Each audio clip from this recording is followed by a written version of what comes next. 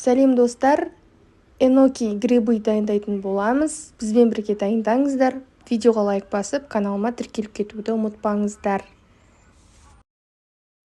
Эноки грибыды дайындамастан бұрын алдымен оның астыңғы жағын, яғни тамыр жағын осылай примерно өлшеп алып, кесіп алып тастаймыз. Дәл видеодағыдай.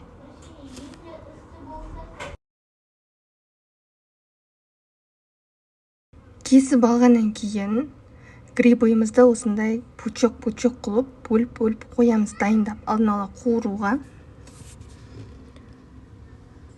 Дайындап болғаннан кейін қызып тұрған майға осындай қылып саламыз. Дәл видеодағыдай. Қатарластырып, бір келкі қойып шығамыз. Өте дәмді екен. Дәл осы рецепттен сіздер де дайындап көріңіздер. Маған өзіме ұнады. Мен бірінші рет жасап, бірінші рет жеп көрдім.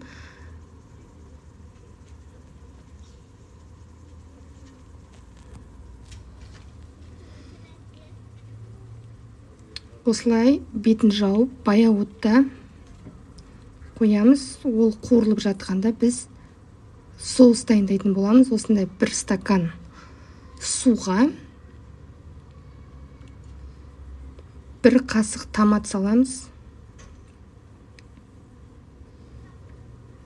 Жақсылап араластырамыз. Оның үстіне бұрыш, тұз қосамыз.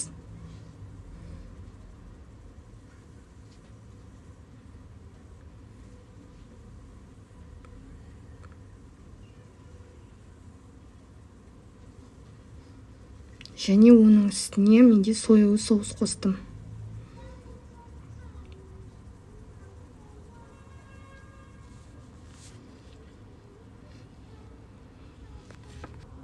Барлығын жақсылап араластырып аламыз, дайындап. Және манағы қуырылып жатқан энокидің үстіне құямыз.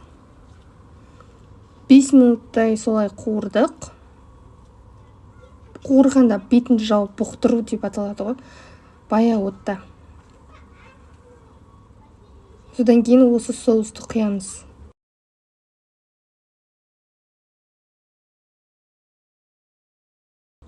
Соусты құйғаннан кейін тағы да 10 минут бұқтырып аламыз. Бетін қақпағын жауып қоямыз да 10 минуттай бұқтырылады.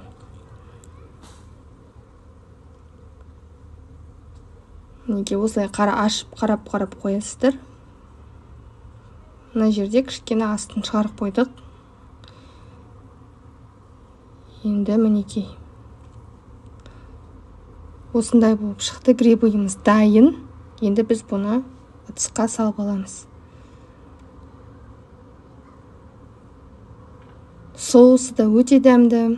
Өзі де өте дәмді, дәл осындай болып шығады. Сіздер де дайындап көріңіз. Мен мына жерде кішкене светтің нашарлығына байланысты кішкене түрі онша емес болып қалды. Каналыма тіркеліп, видеоға лайк басып кетуді ұмытпаңыздар.